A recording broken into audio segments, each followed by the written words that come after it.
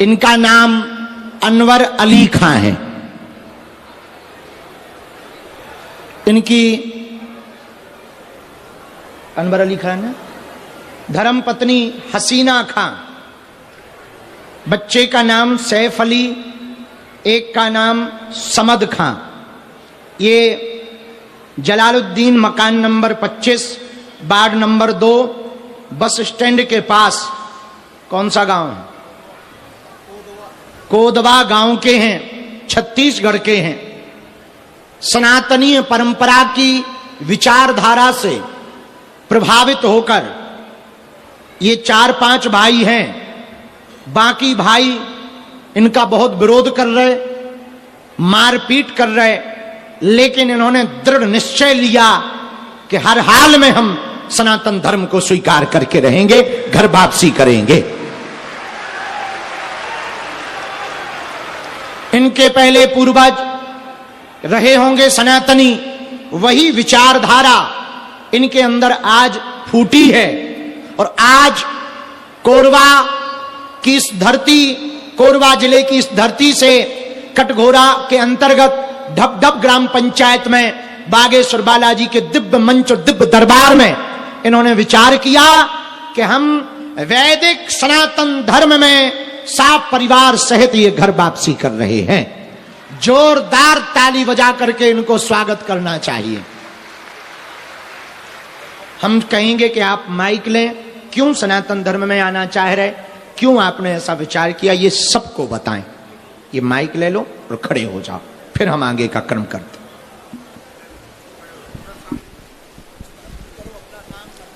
मेरा नाम अनवर अली, मैं सनातन धर्म से बचपन से ही प्रभावित हूँ और मेरी पढ़ाई लिखाई सब हिंदू भाइयों के बीच में हुआ और मुझे बचपन से ही लगाव है, इसलिए मैं सनातन धर्म में वापसी करना चाहता हूँ।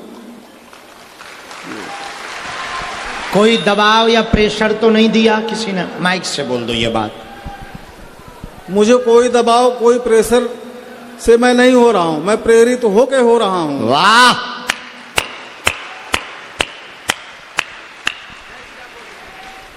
जय श्री राम, जय जय श्री राम।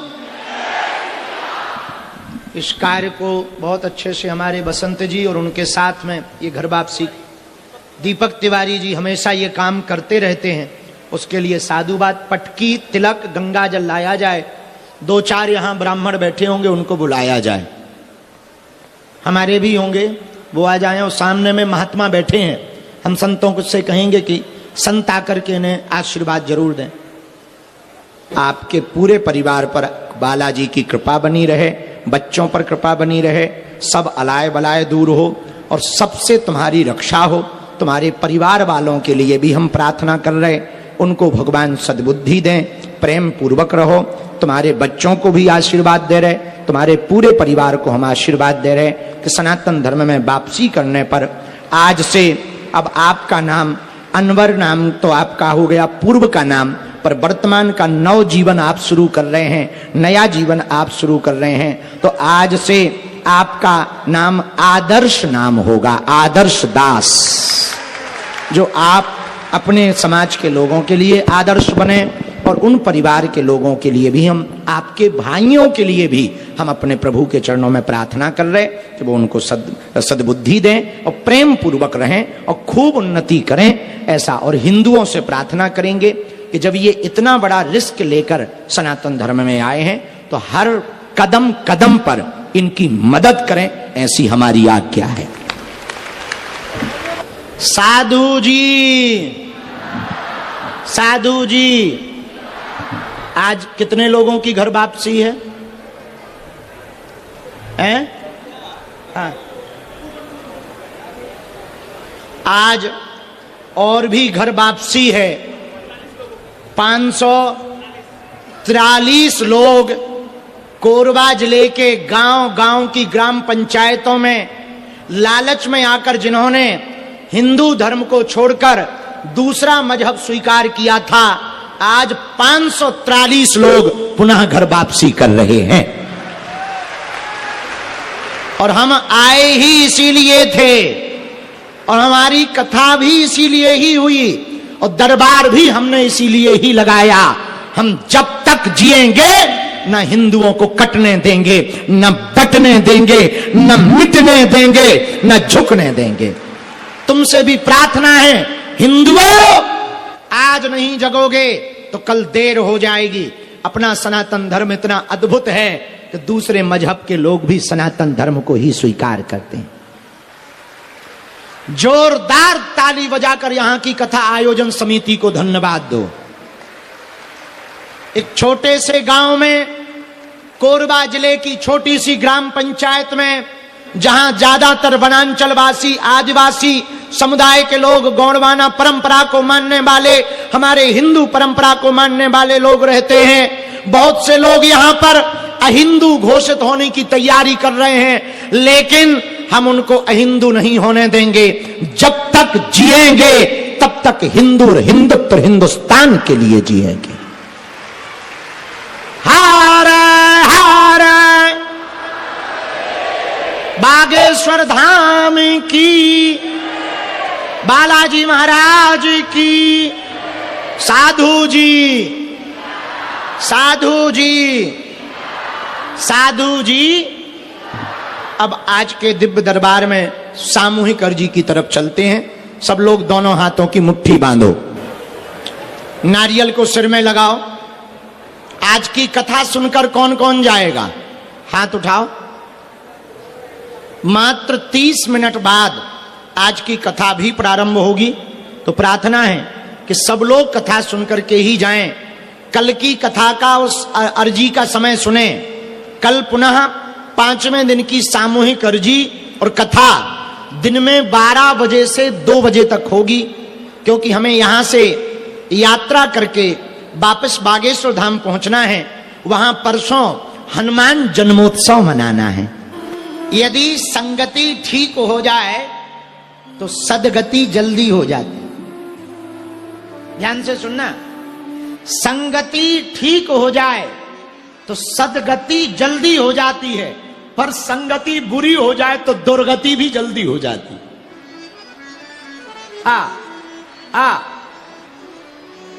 हमारे संत गाते, संगत से गुण उपजे, संगत से गुण जाए। भैया संगत का बड़ा प्रभाव है। संगत ठीक ठाक मिल जाए ना, आहा, हनुमान जी जैसी संगति मिल जाए तो वो विभीषण को भी राजा बना देते हैं। संगत का ही तो असर है, विभीषण को राजा बना दिया। सुनो, संगत का बड़ा प्रभाव है जीवन में। आप किसके साथ रहते हो ये बड़ा महत्वपूर्ण है। बॉडी बिल्डर वालों के साथ रहोगे तो 2-4 दिन में आप बॉडी बिल्डिंग सीख जाओगे। बीड़ी पीने वालों के साथ रहोगे, 8-10 दिन तक धुआं सूंघोगे और फिर खुद बीड़ी फूकने लगोगे। गाली गलौज करने वालों के साथ रहोगे, बिना पढ़े हुए गालियां आएंगी। अच्छा, मन की एक बात और खराब है। पूछो क्या? पूछो, जोर से पूछो। ये बुरी चीजें जल्दी लेता है। और बढ़िया बात देर से। तुम देखो पिक्चर में, फिल्म में बढ़िया बढ़िया बात समझाई जाती, माँ बाप की सेवा करो, मंदिर जाओ, ये करो, पर वो समझ में नहीं आता। ढिसुम ढिसुम इलू इलू जरूर आ जाता। बुरी बात जल्दी ये बुद्धि कैप्चर करती है, अच्छी बात बड़ी देर से कैप्चर करती है। मेरे पागलों, एक बात याद रखना, संगत यदि मदिरा पीने वालों की करोगे तो मदिरालय जाओगे, संगत यदि किसी साधु की करोगे तो देवालय जाओगे। संगत का बड़ा असर है। हमको एक बात याद आई इसी बात पे। किसी गांव में एक ठाकुर परिवार था, मध्य प्रदेश के। परिवार में एक बालक था, उसका नाम था जय सिंह। जय सिंह के माता पिता दोनों मर गए, बड़ा अकेला बालक बचा। तो इस बालक के जो चाचा जी थे ताऊ, वो बड़े संपन्न थे आर्थिक रूप से। ये उनके साथ जाकर पास जाकर रहने लगा। पुराना जमाना तो गाय भैंस बहुत हुआ करती थी, तो ताऊ ने और ताई ने इनको गायों को भैंसों को चराने का काम दिया। चूंकि माता पिता थे नहीं, बेचारा अकेला था, अब जो बड़े कहें सो करना पड़ेगा।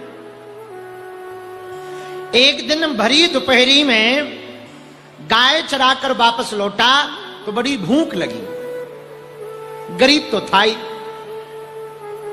तो अपनी ताई से कहा कि हमको कुछ भोजन दो। तो उन्होंने दाल चावल और रोटी दे दी। रोटी दूसरे दिन की थी, दाल चावल ठंडे हो गए थे।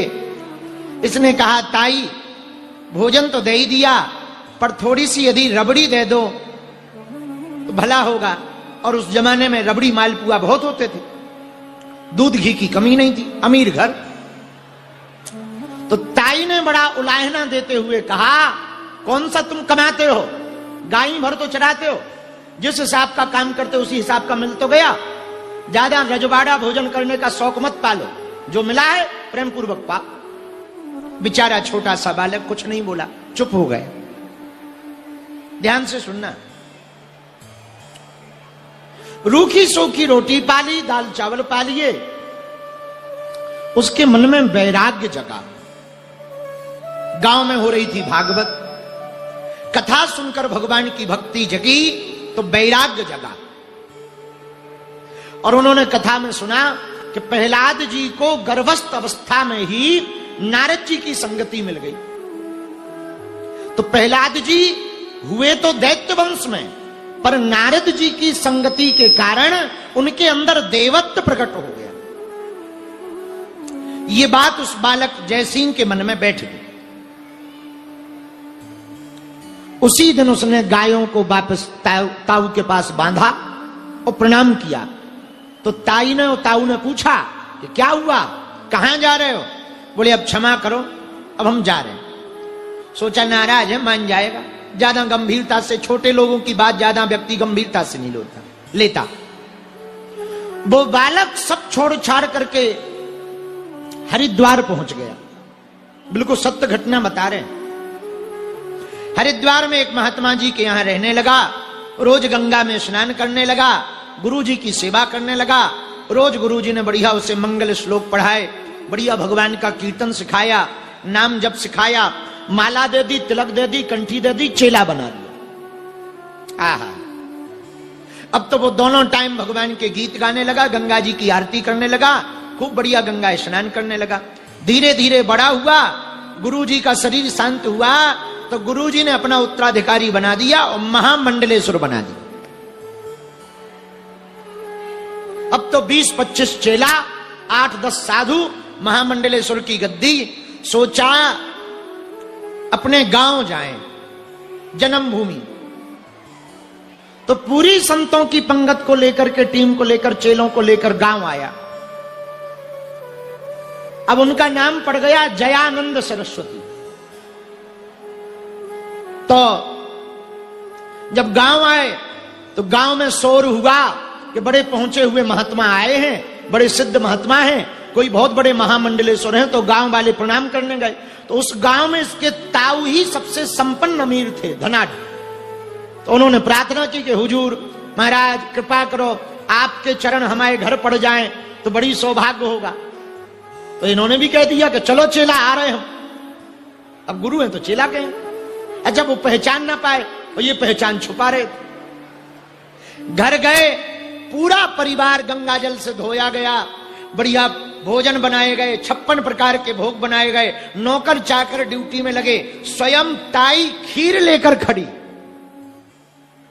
स्वयं ताई खीर लेकर खड़ी। तो जैसे ही ताऊ ने कहा महाराज थोड़ी सी खीर चल जाए, तो उन्होंने अपना पात्र आगे बढ़ाया। तो ताई जैसी खीर डालने लगी, रबड़ी डालने लगी, तो इनको हंसी आ गई महात्मा जी को। तो ताऊ ने कहा, मतलब यजमान रूप में, महाराज कोई भूल चूक हो गई, आप हंस रहे, बात समझ नहीं आई, किस बात पे हंस रहे, कोई भूल हो गई, कोई कारण है, आप बहुत जोर जोर से हंस रहे, कारण बताओ। तो बोले हम पूछो मत जजमान, पूछो मत, कोई बात नहीं। नहीं नहीं महाराज बताओ बताओ बताओ। बोले आपके एक भाई थे अमुक अमुक। बोले थे, पर महाराज वो तो मर गए। बोले उनका कोई संतान थी? बोले हाँ महाराज, एक बेटा था, पर वो थोड़ा अजीब टाइप का था, सटका हुआ माइंड का, और वो बचपन में ही हमारे घर से घर छोड़ के चला गया। बोले अच्छा, बोले सटका हुआ था? बोले बहुत सटका था। तो महात्मा और हंसने लगे। तो और जो महात्मा साथ में थे वो भी पूछने लगे कि आप हंस क्यों रहे? अब ये बालक, महात्मा जी हंसे जाएं, मुस्कुराते हुए महात्मा जी बोले ताऊ जी, जिसको तुम सटका हुआ कह रहे हो उसी को तो तुम भोग करवा रहे हो, वही महात्मा हम हैं। अब जो है संतों ने पूछा कि आप हंस क्यों रहे थे? तब महात्माओं को उन्होंने बताया, बोले गुरु कृपा पर हंस रहे थे। जब तक गुरु कृपा नहीं थी तब तक इसी घर में हमको रबड़ी देने के लिए मना कर दिया था, सुंदर व्यंजन कराने को मना कर दिया था। आज हम पर गुरु कृपा क्या हो गई, वही ताई जिन्होंने मना किया था वो 56 भोग करवा रही है। इस बात पे ये संगत का प्रभाव है। तो संगत यदि किसी बेहतर की हो जाए तो जीवन बेहतरीन हो जाता है। क्या हो जाता है? बोलो बोलो बोलो। बेहतर से बेहतरीन जीवन हो जाता। कोई साधु की संगति मिल जाए, कोई सदविचारवान की संगति प्राप्त हो जाए, कोई सदचरित्र व्यक्ति की संगति प्राप्त हो जाए, वह सदचरित्र सदमान व्यक्ति, सदव्यवहार वाला व्यक्ति जीवन को बड़ा सात्विक कर देता। मेरे पागलों, हम जितने भी माता पिता यहां बैठे हैं, सबसे एक बात हम प्रार्थना करना चाह रहे, हमारी हाथ जोड़कर निवेदन सुनो। आपके बच्चे, बेटा अथवा बेटी कहां पढ़ रहे? बहुत अच्छा है। कहां जा रहे? बहुत अच्छा है। एक बात जरूर ध्यान करना, आपके बेटा का बेटी की संगति में रहने वाला कौन है? मदरा पीने वाला या भगवान को भजने वाला है? आसपास जैसा माहौल होगा वैसे गुण स्वभावता आपके अंदर प्रकट हो जाएंगे। करने की आवश्यकता नहीं, सहजवश प्रवृत्ति, वृत्ति, आचरण, व्यवहार, वाणी वैसे ही हो जाएगी। ऐसे समझो, तुम जिससे ज्यादा प्रेम करो ना, जिसकी बहुत बातें करो, जिससे ज्यादा प्रेम करो, जिससे बहुत ज्यादा घुलो मिलो या बातचीत, धीरे धीरे उसका लहजा भीतर आ जाता, उसके जैसे गुण आ जाते हैं भीतर। वो जैसा बार बार करे वैसे। एक हमारे बहुत अच्छे मित्र हैं, तो वो हमें मिले बहुत दिन बाद, तो वो बार बार अपनी नाक पकड़े और कान में ऐसे करें, फिर नाक पकड़ें, फिर कान में ऐसे करें और बार बार ऐसे करें। तो हमने पूछा कोई बीमारी हो गई? बोले नहीं। तो जब वो पत्नी सहता है तो उनकी घरवाली ऐसा करती थी। हाँ, जब वो दोनों आशीर्वाद ले आए तो उनकी घरवाली बार बार घूंघट में बैठी। हमें लगे कोई भूत ऊत लगा है। तो हम तो गुरुजी, हमने पूछ लिया, हमका बिटिया कोई दिक्कत?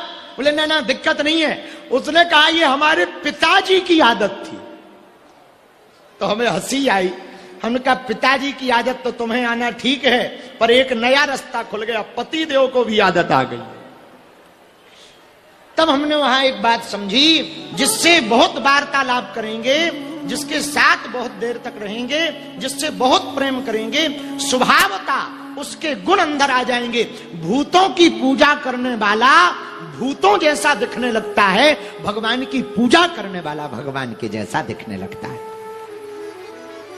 हाँ, होता नहीं वैसा, पर गुण वैसे आ जाते। अच्छा, तुम कृष्ण भगवान वाले जितने देखो सब चंचल मिलेंगे, सब चंचल मिलेंगे।